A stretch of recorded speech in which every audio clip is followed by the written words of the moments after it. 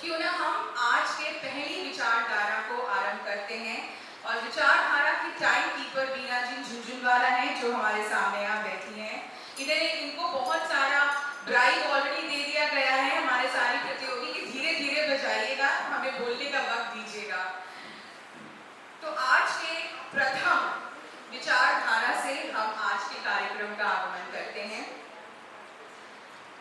आज के बहस का पहला विषय यह है कि पश्चिमी प्रभाव में भारतीय संस्कृति और परंपराएं कहीं न कहीं अव्यवहारिक मानने गए हैं, उन्हें अर्थहीन मानने लगे हैं लोग, क्योंकि हमारी संस्कृति का अपहरण क्या वाकई में हो रहा है? क्या ये कुछ पुरानी परंपराएं अव्यवहारिक हैं जो या हो गई हैं और कुछ नए बदलाव हमारे समुदाय को एक नई उन्नति की ओर लेने जा रहे हैं? तो क्या कहीं न कहीं ये कस्टम्स, रूल्स, रेगुलेशंस, कुछ पूजा प्रथा, वेशभूषा, आभूषण जो हम पहनते हैं, क्या इनको न मानने में क्या आज के मॉडर्न इंडिया का फायदा है? यह है आज का विषय। और इस पर पक्ष के तौर पर बात करने आ रही हैं नीतू ए बी, और जो एक अंक ज्योतिष विशेषज्ञ और हस्तलेखा विशेषज्ञ है। She is a numerologist and handwriting expert. और विरोधी में बोलेंगी खुशबू शाह, जो कि एक इंटीरियर डिजाइनर है और इनके कंपनी का नाम है मार्क डेकोर। तो सबसे पहले मैं स्टेज पर आमंत्रित करना चाहूंगी नीतू ए बी को।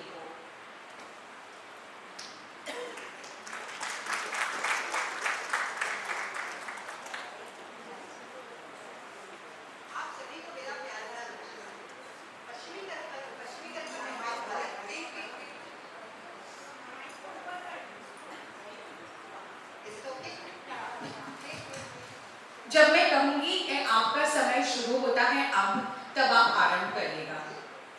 चलिए नीतू जी, आपको जल्दी भी बहुत है और सब सुनने वाले बहुत जल्दी है, तो आपका समय शुरू होता है अब। आप सभी को मेरा प्यार भरा नमस्कार। पश्चिमीकरण का प्रभाव भारतीय सभ्यता संस्कृति में बहुत पहले से आ चुका था। इसका आवरण डॉक्टर श्रीनिवास जी ने किया था, जिसका सबसे पहला असर हमारी शिक्षा प्रणाली पर पड़ा था। जो पिता अपने पुत्र को घर से बाहर नहीं निकलने देना चाहते थे, इस पश्चिमीकरण के प्रभाव से ही वो अपनी बेटियों को पढ़ने के लिए शिक्षा केंद्र भेजने लगे, यहाँ तक कि उन्हें उच्च शिक्षा के लिए महाविद्यालय भेजने लगे। जब औरत ने घर की दहलीज को पार किया शिक्षा पाने के लिए, भारतीय सभ्यता और संस्कृति का कायाकल्प हो गया। जिस औरत के हाथ में भारतीय सभ्यता और संस्कृति ने करछी, बेलन और झाड़ू पकड़ा के रखे थे, उसी औरत ने गाड़ी चलाना सीख लिया, रेलगाड़ी चलाना सीख लिया, अंतगण चलाना सीख लिया, हवाई जहाज चलाना सीख लिया, यहाँ तक कि अंतरिक्ष यान चलाना सीख लिया। व्यवस्थित विवाह के नाम पर जिस औरत को जिंदगी भर के लिए एक खूंटे से बांध दिया जाता था, चाहे स्त्री और पुरुष उस विवाह में खुश हो या ना हो, चाहे उनका रिश्ता कितना भी कड़वा क्यों ना हो, लेकिन उन्हें जिंदगी भर उस विवाह को निभाना पड़ता था। जिस तरह से टूटी हुई कुर्सी को रस्सी से बांधकर घर के कोने में रख दिया जाता है, क्योंकि हमारी भारतीय सभ्यता संस्कृति में पुराने सामान को भी फेंकने की अनुमति नहीं थी, उसी तरह से रिश्ता तो बहुत दूर की बात है, लेकिन ये पश्चिमी सभ्यता का ही असर है कि आज जो औरतें अपनी जिंदगी में बहुत परेशानी में हैं, वो अपनी स्वेच्छा से स्त्री और पुरुष दोनों विवाह विच्छेद कर सकते हैं। इतना ही नहीं, पश्चिम भारतीय सभ्यता संस्कृति में तो औरत को अपने पति के मर जाने पर उसके साथ जला दिया जाता था, जिसे हम सती प्रथा के नाम से जानते हैं, जो कि अपने आप में बहुत भयानक घटना है। हम अपने आप को बहुत भाग्यवान समझेंगे कि पश्चिमी सभ्यता के आने से ही इस भयानक प्रथा समाज से हटी है। पहले के ज़माने में औरतों को अपने बेटे के विवाह में भी सम्मिलित होने की अनुमति नहीं थी, उसे घर पर बैठकर अपने बेटे और बहू का इंतजार करना पड़ता था।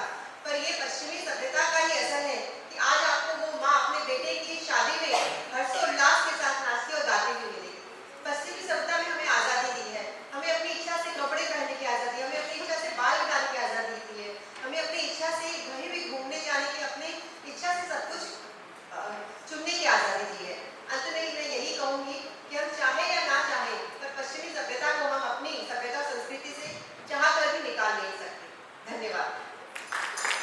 बहुत खूब नीतू। अब मैं विपक्षी के तौर पर खुशबू शाह को आमंत्रित करना चाहूंगी।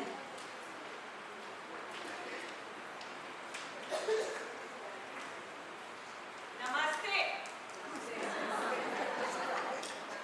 खुशबू, आपका समय शुरू होता है अब। आप सभी को मेरा अभिनंदन और सादर प्रणाम। नमस्ते। आपको क्या लगता है, मेरे जगह अगर यहाँ कोई विदेशी आती तो झुककर हाथ जोड़कर आपको नमन करती या बोलती हेलो लेडीज एंड जेंटलमैन? कौन सा ज्यादा स्नेह भरा लगता है, नमस्ते या hi hello? I am sure no hi hello, नमस्ते। नमस्ते एक संस्कृत वर्ड से आया है जो भारतीय संस्कृति का एक बहुत बहुत पुराना भाग है। नमस्ते का अगर हम सिंधी विच्छेद करें तो आएंगे शब्द नमः और स्ते। नमः झुकना, स्ते हमारा सर जिसमें अहंकार होता है। जब हम किसी को हाथ जोड़कर प्रणाम करते हैं तो हम ये बोलते हैं कि हम अपना अहंकार त्याग कर आपके सामने झुकते हैं। जब हम झुक के उनके पैर छूते हैं तो एक ऐसी सकारात्मक ऊर्जा का हम शुरुआत कर देते हैं कि सामने वाला अगर क्रोधित भी हो तो खुश हो जाता है। पश्चिम देश वाले से हम क्या सीखेंगे? वो हमारे नमस्ते, हमारे दया करुणा का भाव लेके कई जगह इस्तेमाल करते हैं। वैसे ही योगा भारतीय संस्कृति से आया है। इसमें मैं एक अपने जिंदगी का उदाहरण देना चाहूंगी। मैंने बहुत इलाज के बाद अपने जुड़वा बच्चों को पैदा किया। जापा के 1 महीना बाद मुझे भी वजन घटाना था। मैं चली गई जुम्बा करने। 1 महीने हो गए, 2 महीने हो गए, मगर मैं फिर भी चुस्त नहीं थी, तंदुरुस्त नहीं थी। फिर मेरी सहेली ने कहा तुम जाओ योगा करने। जब मैं योगा के 1-2 महीना बाद मुझे ये महसूस होने लगा कि मैं बहुत तंदुरुस्त हूँ। आप बोलिए, आप क्या करोगे, जुम्बा या योगा? भारतीय संस्कृति के 2 ही उदाहरण आज मैं दे पाई, मगर ऐसे कई उदाहरण हैं। आज हम सब हिंदी जो भारतीय की मातृभाषा है उसी के लिए तो यहाँ आए हैं। अब इसी से तो हम आगे बढ़ रहे हैं। प्रतिष्ठा, अनुशासन, हमारे रीति रिवाज, यही हमारे मेन जड़ है। पूरी दुनिया इसे आज अपने कल्चर में ले रही है। मैं यहाँ आने का आप लोग सबको धन्यवाद देती हूँ और ये कहती हूँ कि हमें भारतीय रीति रिवाज से दूर नहीं भागना चाहिए। सभी चीज का एक कारण है, न्यूरोसाइंस है। धन्यवाद।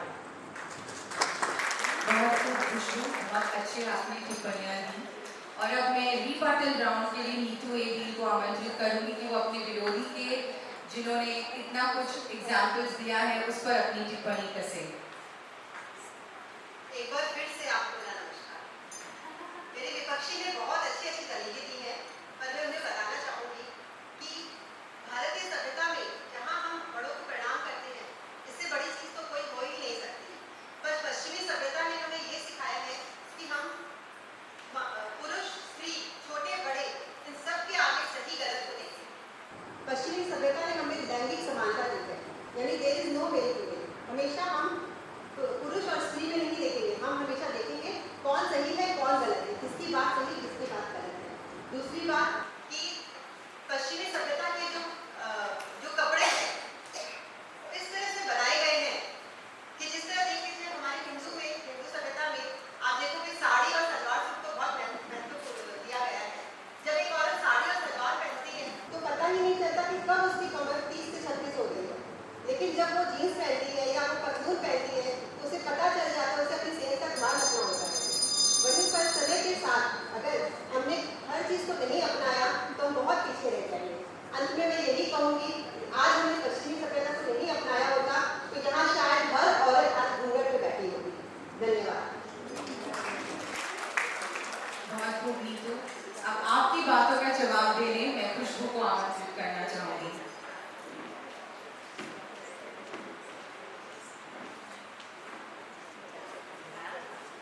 नीतू जी, डॉक्टर श्रीनिवासन कैसे औरतों को आगे बढ़ाएंगे? हमारी औरतें तो पहले से ही आगे हैं। रानी लक्ष्मीबाई, पद्मावती, कितनी सारी रानियां हैं जिन्होंने कब से भारत देश को आगे लाया है।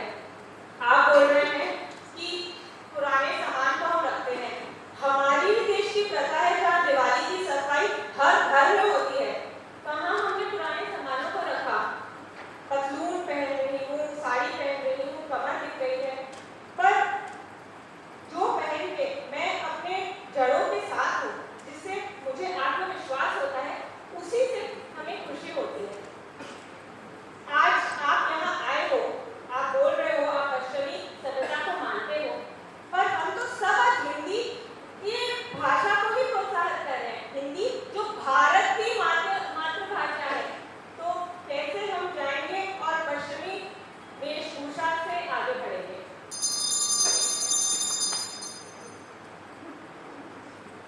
I'm happy with what I said. I don't know what I said. धन्यवाद। थैंक यू नीतू और खुशबू, आप नीचे मंच पर अपनी